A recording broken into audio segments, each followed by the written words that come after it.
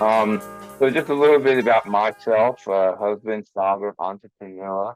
I am retired from the home inspection industry. I had a company and sold that in 2000. But I have several years in the home construction remodeling, full time way back in the day, and part time throughout, most of the 22 plus years in the customer service management and engineering of project implementation industry, and 15 years in the real estate inspections and continuing education training. So I've done a lot of training for a lot of different agents, and it's an awesome marketing tool as well. So keep that in mind. Um,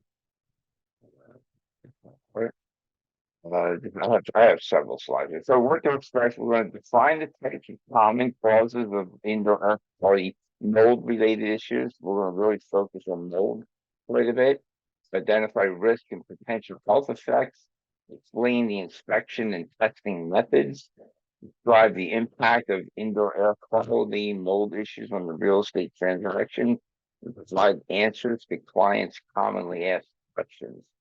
So we're going to cover a lot. So I have several quotes for these slides as well, but this is the first one that I had is a man without education is like a building without a foundation. So we don't know that too well.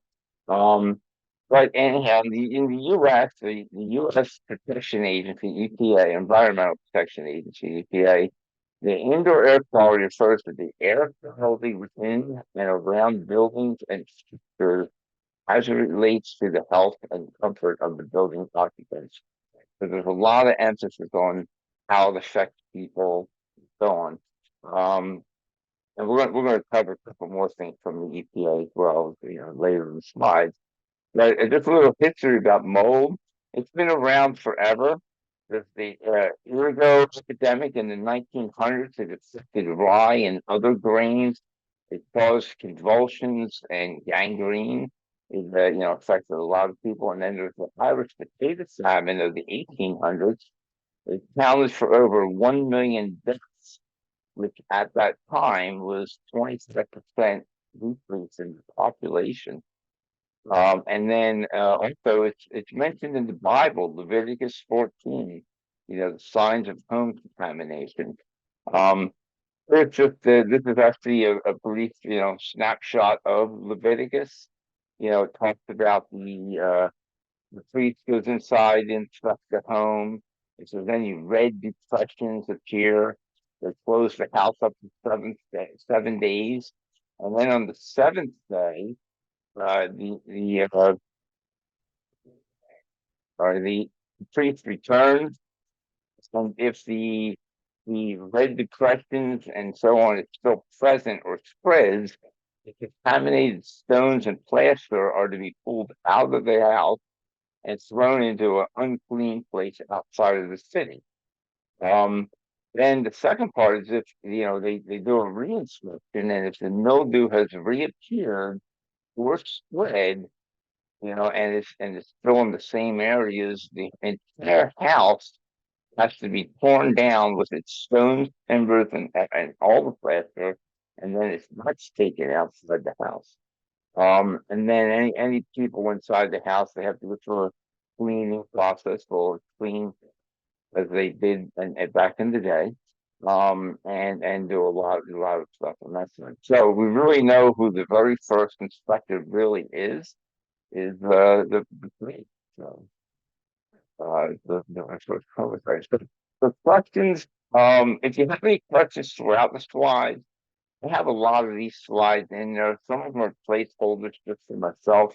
It just shows where there's a change of a topic or discussion. But any questions you may have throughout, feel free to enter them either in the chat box or the Q&A. So there'll be multiple opportunities as well. So why the increased concern? There's a more conscious home buyers, advanced medical industry, family health concerns, a lot of self-awareness and how people are affected. Excuse me. And then there's always this greater risk or exposure. A lot of it is because so much more time is spent indoors today than it previously was. 90% of the time is indoors, and the indoor air quality is 10 times more polluted than the air outside of the house. So therefore, there's a lot more, advanced from that standpoint.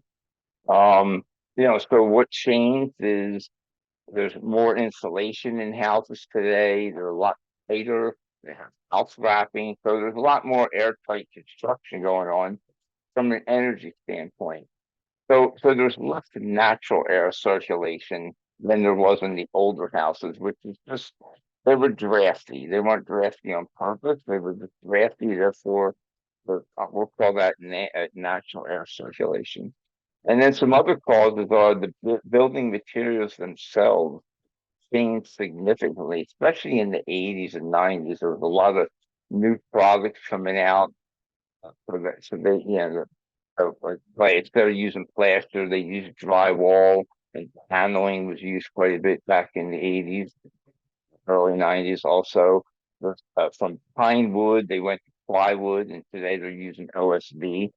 So the newer materials don't handle moisture as well as some of the older materials, making things a little bit worse also. And then with the house being a lot, everything's really trapped inside from that standpoint.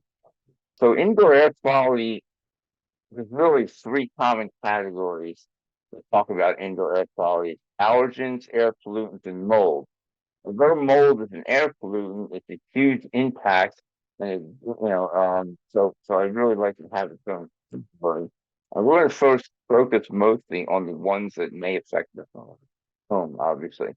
So allergens are going to be like your dander, rodent feces and dander, insects, roaches, bed bugs, etc. Pollen is a huge allergen that affecting lots of people inside and indoors.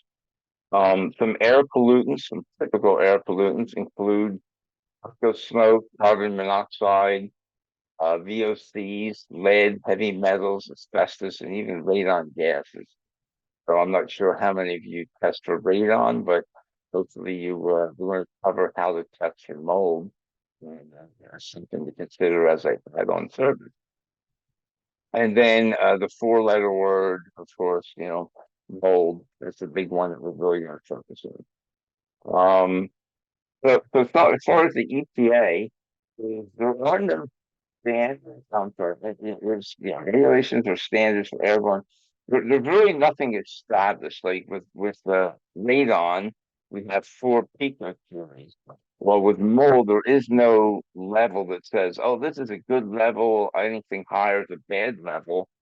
Um, so there's also no regulations or standards for evaluating health effects because it affects everyone differently. Some people may be susceptible to low counts of mold. Some people may not be affected until it's a much higher count of mold spores. So that's why there's really no set established limit to say below this level is good, below above this level, bad, like there is with radon.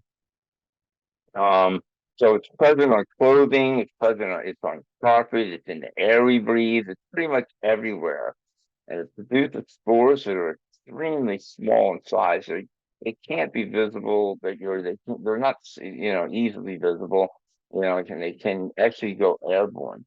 So this is just taking this larger sphere here, the blue, if that's the size of a raindrop, then this red or orange one, this one here, would be comparable to the size of a mold or fungus spore, which is 120 to 1,000 times smaller in size than a raindrop, a droplet of water. So it just kind of goes to show how small an actual mold spore can really be. So it's pretty small in size. My references I used to use when I did these in person was the raindrop was a basketball, and I used to carry really small marbles, and that's about the size of a marble. Like I said, it could be 1,000 times smaller in size than most of the water. So mold's considered a subgroup of the fungi kingdom, asexual, which means it can just reproduce on its own. Some types that include Cladosporium, Stachybotrys, Aspergillus penicillium, Vitis, Fusarium. There's some real common molds. Um, Aspergillus penicillium is one of the most common. It's actually two separate molds. It's just that they're very hard to identify the difference between the two. So they combine them together in the lab. And the Stachybotrys one is the one of the most common. People talk about black mold. It's typically that one. And we're going to cover some testing of mold and some, what mold reports look like and all that as well. But that's why the Aspergillus and penicillium are grouped together. They just can't tell them apart from, where um, so the life cycle of a mold spore, we have the spore germination, then it goes to a hyphae growth, and then they got the spore formation, and then the spores themselves.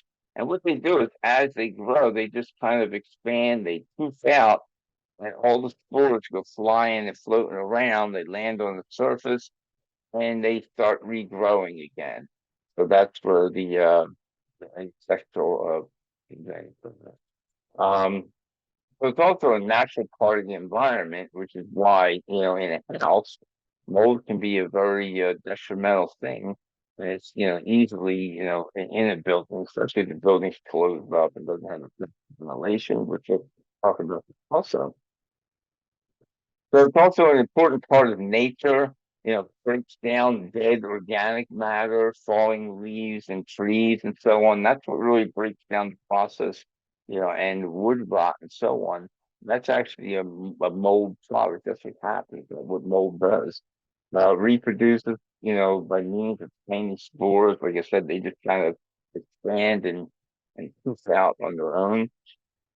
Spores are like seeds, invisible to the naked eye. They float through the air, they deposit on the surface, and they start that whole cycle all over again.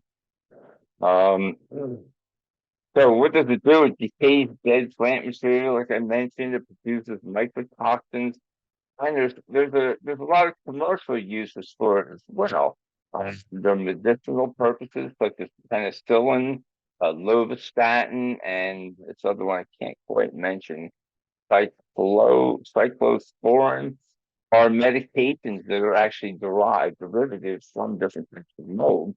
But it's also used in food products such as meat, which is in almost any baking product, mushrooms, beer, cheese.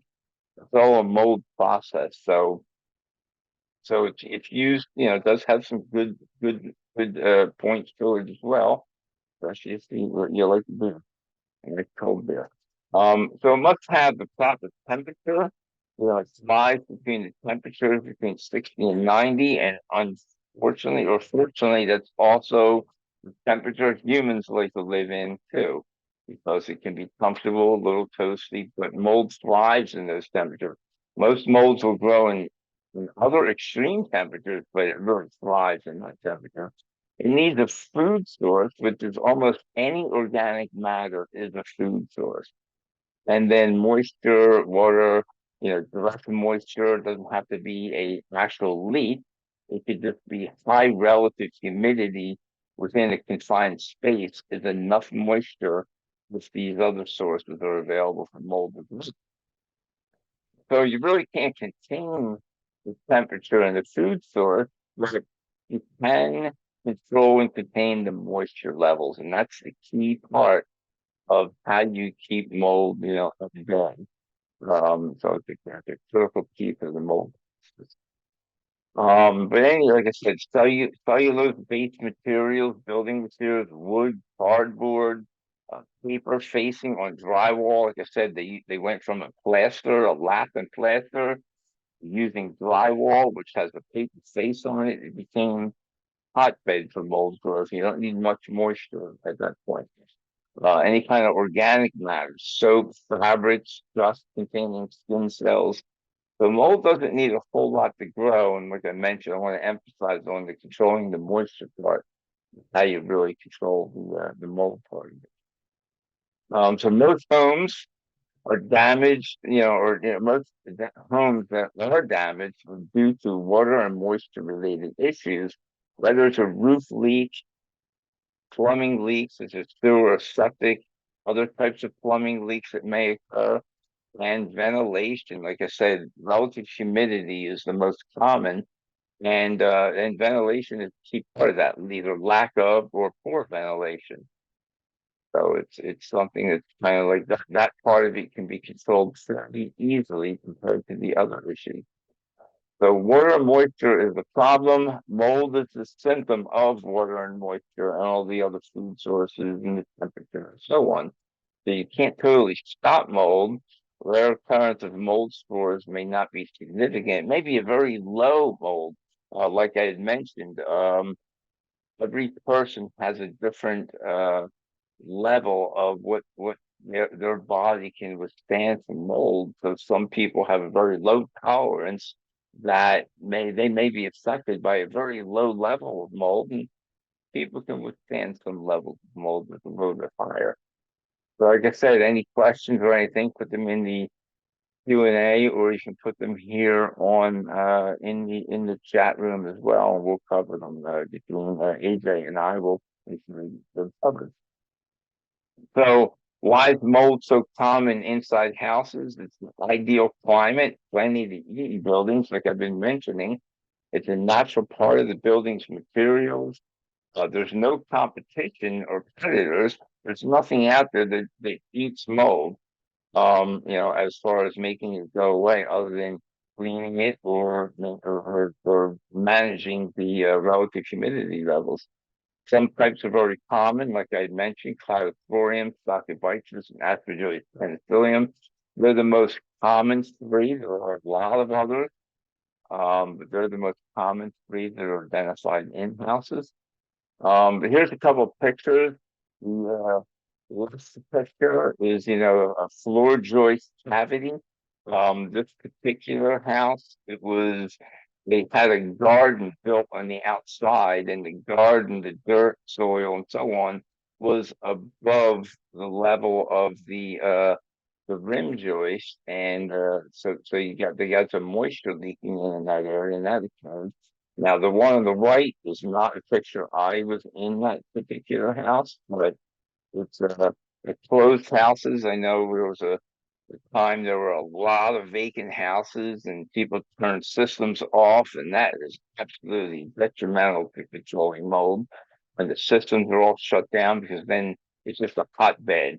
The hot, humid, damp air inside. There's no air circulation, and this is not that unusual, unfortunately. The presence, of active or growth, it can be something from the past. It can be mold, it can impact your health significantly. Doesn't have to be something that's, there. It could be something that previously happened. And even when it's cleaned or visibly cleaned, there could just be some spores that are around somewhere that could potentially just regrow and start growing again and spreading and creating a lot more of a problem. So it's very tough. Um, so three methods of potential contamination are going to be breathing in spores from the air, which is inhalation. It can be inhaled into your lungs and so on, which is the most common method. You can you can touch it. It can be on your contact on your skin through or absorption through your skin. And this last one's, I think, pretty gross, but I'm sure it happens, is eating without washing your hands after handling something that's moldy. So ingestion can be another means of potential contamination. So they all happen, but inhaling it is the most common. These other ones do happen occasionally as well. Again, the different health effects. There's an allergic health effect, pathogenic, and toxic. And everyone's affected differently. So, but your allergic reaction is the most common. It just could be a bad sinuses or cold-like symptoms, from sneezing, watery eyes, and so on. Um, then you have your people who are susceptible to asthma or have issues. They can trigger the asthma or worsen it. Hypersensitivity pneumonia developed, after acute or chronic exposure. Depends on how sensitive each person is from that standpoint. Other types of infections, in immune compromised people. Then the micro of toxic is the most, dangerous. Poisoning. From evidence from humans. It's something that, again, somebody who has a very low tolerance level, certain molds may affect them a little differently. And then organic dust, toxic syndrome, flu-like symptoms, and so on, most common reactions. Um, it can affect the respiratory and immune system, neurological disorders, nosebleeds, breathing lungs, coughing, sneezing, watery eyes, allergic reactions, rashes, and maybe worst case scenario, even death. But most times going to be your flu-like symptoms are going to be with how it's going to be affecting people. So things to check out, some red flags. Have you had recent water infiltration in a house? No, excuse me. Um, do you have any velvety, slimy, white, black, green paint stuff, any kind of growth? Um, talk about, like, the most common you hear quite often, people talk about, oh, the black mold. The color of mold is really affected by the oxygen level, the food products. So there's a lot of variables that go into what color it's going to be. It could be almost any color. It could look like a rainbow. It just depends on what the product is, how much of the oxygen level, and so on. There's a lot of different variables. Up to 50% of all homes have some type of water compromise, whether it's a leak, a plumbing leak, a roof leak, or some other kind of leak. Um, but some other signs are discoloration or staining on the walls, very common. And I have some pictures that will come up and show you some of those as well. Um, and then high excessive relative humidity levels. We'll talk about that here and more. But high would be greater than 60% in the summer months, greater than 30% in the winter months. Anything above those is a conducive condition for mold growth. What I used to do is I always had a relative humidity meter with me when I inspected, and would take readings throughout the house. And if any of them read to be high, that's a conducive condition to justify or warrant the possibility of having a mold sampling and testing done. We're going to talk about that as well. But any kind of construction defects in HVAC and plumbing problems, improper venting and grading can have a big issue. The grading's going to affect it, where you could have high levels of moisture, seeping into the basement or crawl space areas. So there's a lot of things that can affect that make produce a condition for mold growth. Again, human sensitivity, itchy eyes, burning sensation, on the skin, musty odor, change in breathing patterns reported by occupant, or yourself even during the inspection, could potentially be a justification for testing for mold. So some answers, to questions. Do I have mold growing in my home? Well, it's going to be more of a, you don't know. Unless you physically see something, it could be hidden in the wall somewhere. And, it's just finding or proving that there's a conducive condition in mold growth that justifies, having the testing done. Again, and identifying building defects, rot, warping, high relative humidity levels is the easiest one to do. So if you can just take readings with the humidity meter, or people being exposed to higher amounts of mold and waters in the background. We're going to talk about that quite a bit, because there's usually three tests done. One of them is considered a background test, so you can compare the results from the interior levels to the what's in the background test, and that's how they determine if there's high levels of mold inside a house or not. That clothing, carpet, the air we breathe, some other area can be, like I said, mold can be everywhere. One of the big key areas that I've always looked are in the HVAC system. There's a big key area to look. This here is actually a house that I inspected. And there's some equipment problems. You look inside the blower fans inside the HVAC equipment, and you could see inside of it how dirty and moldy it is. And every time that fan turns on for your air conditioner or heating, it spreads those spores throughout the house and in the ductwork. And this is a flexible ductwork. It can be an equipment problem, a lack of maintenance, which would typically be just a standard cleaning, or a poor system configuration. And that's what we found here at this house. This ductwork, this flexible ductwork, it was insulated, but it ran from one end of the attic space to the other, and they had, a couple of additions added. And it was probably a good 80 feet away. And just the fact that it was in the different attic spaces, it created moisture inside, and it didn't, the lower fan wasn't strong enough for the forced air to go through to keep it dry. So they actually, this is all mold growth. Oops, this is all mold growth down in here. You kind of see it sitting inside the ductwork here, and then you have the blower fan itself. So it was really a condition of there was a equipment issue, a poor design that they were doing. They were trying to send heat and air conditioning to a bedroom space that was pretty far away. Another more common areas: kitchens, laundry rooms, bathrooms are a key part of where to look. Lack of ventilation is the typical. Equipment failures, like I talked, front and the back side of the drywall. You can see some spots up in here, and it's telling me this is pretty common here.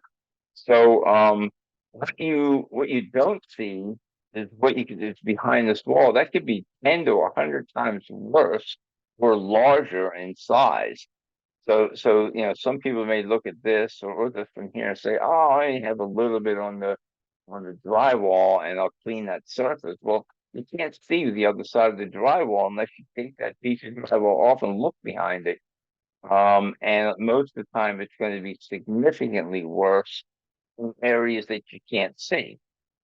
So it's, just because you see that, just the cleaning isn't it. It justifies the proper test to do it. You can do different types of testing. Air sampling is the easiest, bulk sample, and we're going to get into that a little bit as well. So this is a house that I actually inspected. I remember this house. This is an old farmhouse I did.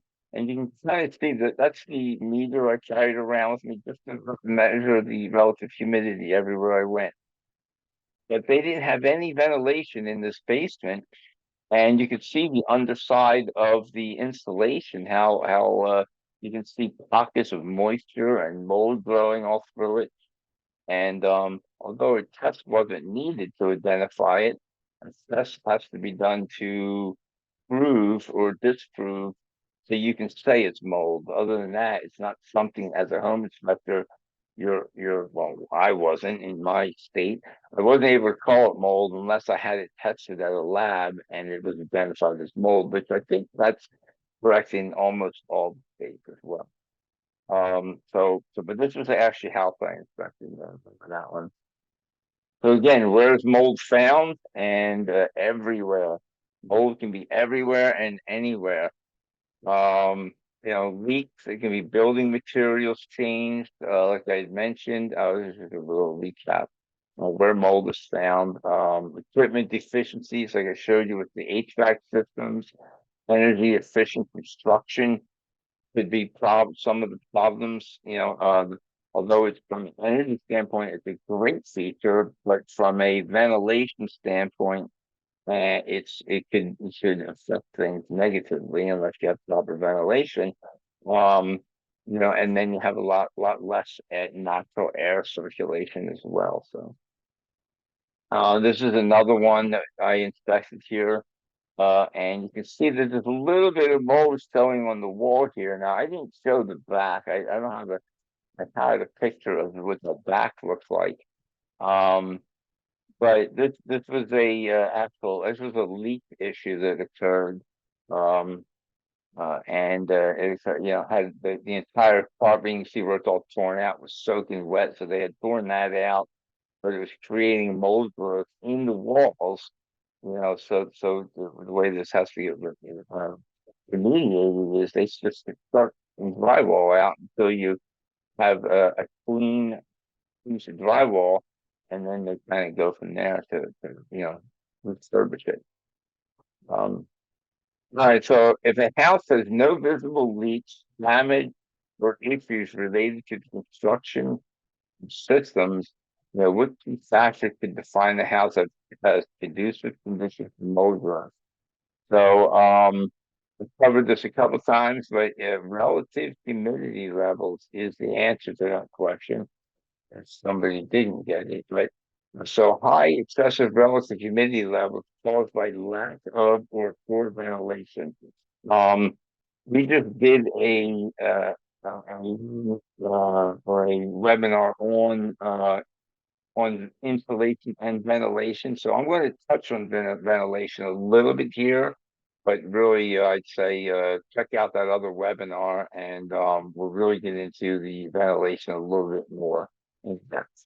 But anyhow, high relative humidity level is a conducive condition for mold growth, like I had mentioned. But some of that is also caused by cooking, washing, poorly vented gas heaters. People breathing provide the primary source of moisture that causes humidity indoors. Person exhales approximately 200 milliliters of water vapor per hour while awake and 20 milliliters of water vapor per hour while asleep. So all that water vapor is going into the house, and if the house doesn't have the proper ventilation, it could cause enough relative humidity to create potential mold for us. So, this is another house picture. I inspected this basement, and you can see the shadowing on the ceiling here. That's actually droplets of water, and this is a cobweb that was across the about 6 inches to a foot below the ceiling, and they're all droplets of water sitting on the cobweb. That's how humid it was in this basement. It was pretty bad, and I don't remember the results of the mold testing, but that's a pretty serious condition there. Again, ventilation is key, especially in kitchens, baths, and laundry rooms. Basements are a critical part, crawl spaces, attics. Like I had mentioned, this other webinar, insulation and ventilation, is the ventilation is critical, especially in basements and crawl spaces and so on. And if you have your attic and basement ventilated properly, the rest of the house takes care of itself, typically. So it's just kind of something that, like, hey, if you follow the rules of thumb for the basement and attic, usually the rest of the house is okay. Um, but proper installation and ventilation, it reduces potential air pollutants, particularly mold. It improves energy efficiency, saving money, improves overall indoor air quality. A balanced system is critical. A balanced system is equal of exhaust and intake.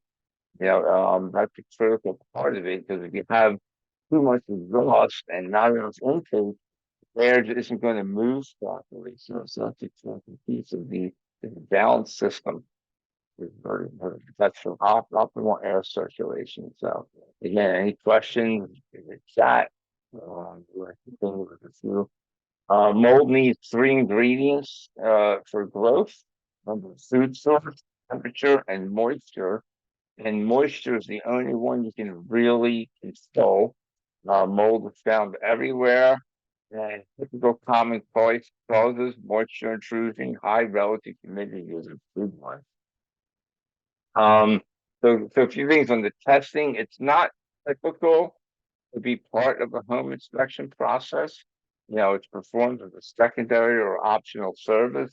We did those. My company did those as a add-on service, and it was a huge, huge money maker. I recommend everybody or anyone getting it, and because almost every house now. I'm from Pennsylvania, so in our area we have a lot of basements, and almost every between the basements and attics, almost every house you could find something that was considered conducive conditions for mold growth, therefore justifying mold testing. So we performed a lot of mold tests over our time, and it was a significant increase in the value of an addiction by being able to do those.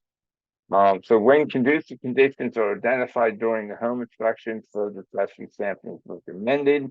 It's best to use a certified mold inspector and assessor, MIA. That is a classification that is not that difficult to acquire. And the assessor part is a key part of it because then you can provide recommendations for repairs and so on. So there's a lot more going on to that. So different sample types, we're going to get into a couple of those. We have our air traps, which are the most common. There's several brands. I'm not stuck on one particular brand or anything like that. Another one would be direct sample. It could be a lift tape or a swab. Swabs were very common. Lift tapes are a little challenging. They didn't work as well. Swabs work much better. Or it could be a bulk sample where you actually take a piece of the material, and that could be challenging too because especially on drywall, you have to cut out a little square, and I'll show you those on the next couple of slides also.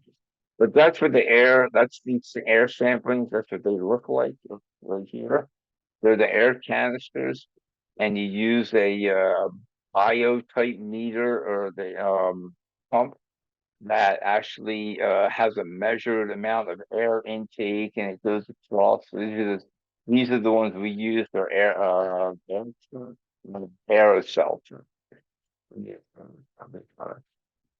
Lip tape and swabs.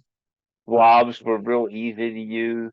Lift tapes didn't work as well, but the swab was easy on a smoother surface. We use swabs in HVAC systems because you can swab in the piece and do a test from that standpoint that worked out really good.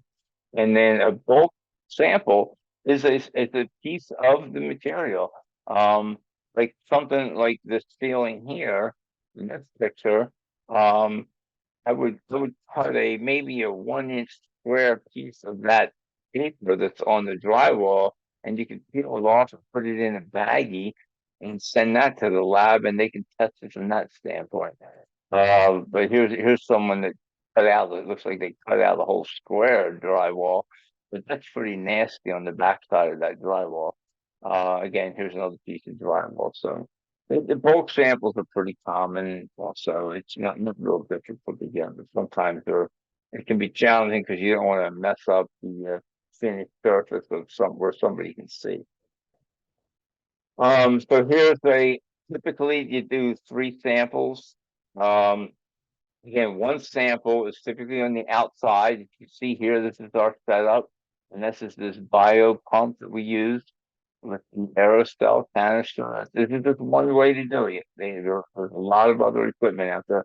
You're supposed to take an outside sample, and that is the baseline sample that when you take indoor samples, everything is compared to this outside sample. So this is the house that I showed you the HVAC system with the mold growth in the ductwork. And that ducting went to this room. And so that's why we tested we did outside, we tested that room, we tested another area too. But each of those canisters, each of these systems, they cover about 1,000 square feet area. As long as it's not closed off space like a bedroom or basement or office. So if it's a closed off space, you have to do one outside, one inside. We typically did two in the basement and one outside, and then sometimes in attic spaces. Also, you have to be careful. You can't use these types of samples in really dusty locations. You like attic spaces, because it sucks in more dust than it does the actual mold spores if it's present. So it was a little bit challenging in attic spaces sometimes. Um, and the fourth, I actually still see if I get this to work right. All right, so I'll try and pull that up. Let's see. Here's one here. So here's a sample of a report. I don't know if everybody can see that, but you have your basics. And so here's the samples where it shows you your control sample. And then this is one of the samples. This is probably that house. It shows you, normal levels. And then this one shows problem or high levels right here. Penicillium aspergillus is the problem level here. Um, And then down lower, it kind of goes into detail about the effects of each of these types of molds that were identified. Yeah, so it kind of really it goes into detail. It's a pretty comprehensive report. I found that it really goes a long way. I would just include this report in with my report and the findings, and it worked out real well from that perspective. So it's just a sample of a report that from a place we use from the lab. I actually got to catch up and close all these windows I have open. Okay. Um, for some frequently asked questions, how can I tell if there's mold in my house? We kind of covered that. It's really is identify conducive conditions or find mold stains of mold and then have it tested. How did mold get in my house? That's usually identified and found as you're doing your home inspection. You might find something, but really focus on ventilation is a key issue or key concern. Especially, we found more addicts that the problem was just because it wasn't ventilated properly. How can I stop molds from growing in my house? Most of the time, it's proper ventilation, balanced system, and the amount of ventilation. But how's mold tested for and measured? We covered that. What kind of mold do I have? That's identified from the lab. Can I clean up the mold? Now, the remediation part's a little challenging. I've never actually done the remediation, but I've worked with remediation companies to see how they were doing it, just so I could be a little more informative to the client about what to expect. How can we prevent it from returning? It depends on what the cause is and what are the risks. The risks are always going to be some type of a health risk from no one. So So water is a problem, mold is a symptom. I know I mentioned that a couple times. Consider hidden wooden for water damage. For visible water damage, that's when red flags are present. Be aware of different things. Identification and testing, you know, identification, conditions, cause, extent of the damage, test is needed, clean and protect. Remediate. You always recommend remediation companies to come and clean it properly, and perform post remediation tests. And this is a standard um, that the remediation company is not who should be doing the remediation testing. We did those also, and really it's the same test. But you test after the remediation company claims that it's clean, and then you kind of and you should do this type of test prior to anything being closed in or finished, because at that point, because what happened, and we've had one incident that I remember, is the people removed everything, cleaned it supposedly, put everything back, And then we did a post remediation test and it was still present. So they had to take everything out that they just redid and start from scratch. So it's just something you got to do this test before everything's closed, the remediation test. And it's really just a clearance test to make sure everything's clean. So what does mold need to grow? Food source, temperature, and moisture. Again, controlling moisture and ventilation. Control is how you control mold growth. You control the moisture. So again, any questions or anything? We still have a handful of slides to get through. Do I get 10 minutes? Wow. All right. So we're going to talk about ventilation real quickly here. I only have a few slides. Like I said, it was a lot more information was on the webinar I did a couple weeks ago on insulation and ventilation. But ventilation is the intentional introduction of outdoor air into a space and is mainly used to control indoor air quality by diluting or displacing air pollutants. It can also be used for the purpose of thermal comfort or dehumidification. Dehumidification is the key of proper ventilation. Maintain essential ventilation in roof space from outside, essential moisture extraction from bathrooms and kitchens, especially bathrooms. So in bathrooms, for instance, every house should have an exhaust fan. It's not a requirement. Um, it is for newer construction now. But those exhaust fans should run at least 30 minutes after people take a shower. That's the only way to remove all that steam and moisture is 30 minutes is that magical number. Um, Maintain essential ventilation in rooms with fuel burning appliances, making sure you have enough combustion air and so on, so it burns properly and cleaner.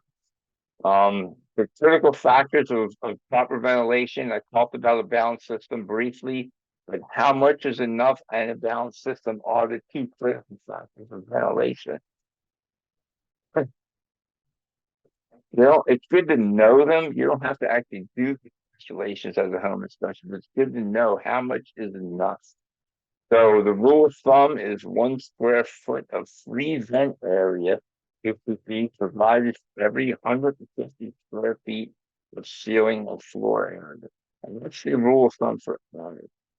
And then we have this as far as basements and crawl spaces. It's actually, if the crawl space does not have a moisture barrier on it, then it's the same 1 square foot per 150 square feet. However, if they have that vapor barrier on the floor and it's properly sealed up along on the walls, then it's 1 square foot for each 1,500 feet under the floor plate. So there is there's some to this, and as far as calculating how much ventilation. And like I mentioned, if the attic, basements, crawl spaces are vented properly, typically the rest of the house takes care of itself. And there is a calculation for the living space of the houses. I'm not going to get into that at this time, but it's more of a being aware of, hey, there is a number. There's a way that it's calculated. So a balanced system is another key factor. A balanced system is equal amounts of exhaust as there is intake. So once the calculation is done to determine how much ventilation, if you just divide it in half, that's a balanced system. Half of it should be exhaust, half of it should be intake. And then whoever ends up doing this needs to find the specs for ridge vents and soffit vents and so on to calculate or determine the proper amounts and so on. So it's a whole process. It's not a quick little here's a number type thing. But too much moisture can contribute to allergy problems, structure damage, mold growth, which is what we're talking about here, bacteria, mice, dry rot, insects, and so on. A lot of insects love moist, damp locations. So, but also, having the proper ventilation will help ventilate for cleaning supplies, paint solvents, pesticides, odors, and so on. I'm not going to read every one of these. There's combustion products, and so on, removing the amount of heat you need as well. Proper ventilation reduces potential air pollutants, improves overall air quality. So it's a key point here. I'm gonna speed up because I got what 7 minutes left. Proper ventilation, air exchange rate, moisture control, regular system cleaning is a key part, especially in the HVAC systems, keeping them clean. Now, a lot of times people will have their ductworks cleaned, but they always leave out the actual blower itself, and that's a separate cleaning process, or it has to be. As most people who clean ductworks don't clean the blower also, and that's where a lot of the growth occurs, and that's what really spreads it throughout the ductwork and so on. But some other stuff, greater level of filtration. So I have a couple of slides on filtering. Whole house and HVAC. The HVAC systems are your most common. You know, your standard 1 inch filters, mid efficiency filters, and high efficiency filters. I'm going to that one slide. But here's a picture, you know, just showing your typical 1 inch disposable filters here and here. Um, and then your higher end 5 inch filter, and so on. But I want to try to get to this is what I want to get to about you know, air filters, you know, are rated according to their minimal efficiency reporting value, MERV value. Most home filters range from 4 to 13, you know, and 4 it's typical, hey, because it's cheap and inexpensive, but it really just keeps dust particles off of the equipment, and that's it.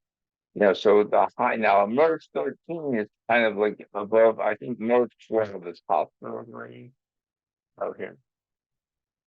Um, High efficiency Merv. I recommend a Merv 12 at least, but it really creates a lot of filtration of your bacteria, you know, and your mold spores and so on. So I really recommend a Merv 12 about it. Now, as a place, you always put those filters cost about 20, 25 bucks at your big box stores. But this is a place I would just like to give out, like discountfilters.com. You can get them for about a third the price. And it's just a source that's out there too, for me by filter. So any questions or anything, again, leave them in the Q&A. I don't really see that on my screen. I want to do a closing quote, and then we'll stay on for a few minutes if anybody has any follow-up questions. But quality and service of product is not what you put into it, it is what the client or customer gets out of it. Thanks again, and here's some helpful links at www.nachi.org. And here's my information once again. If you need to contact me for anything, I'm always available. A little misspelled on Gmail, but I think that's the point there. It's Gmail. So any questions or anything, thank you everybody for attending, and it's been a pleasure.